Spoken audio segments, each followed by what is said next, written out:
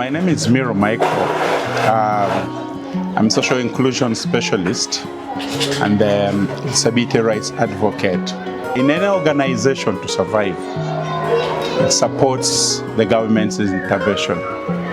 So UCPNA, I thought it wise to really understand if they have their staff, they have their board members, what they can do to ensure that they support government interventions. However, they didn't know how to penetrate into the circles of the government.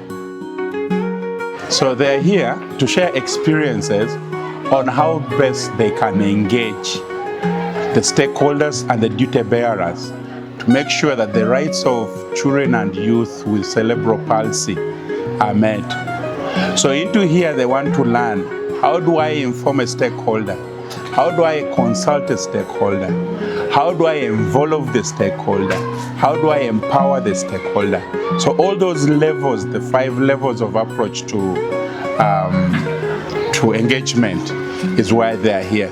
So we think at the end of the day of this training or meeting, the leaders and the staff of UCPNA will do it in an effective way and in a meaningful way to make sure that the issues of children and youth with cerebral palsy are met by the government, are met by other stakeholders and partners to see that nobody is left behind.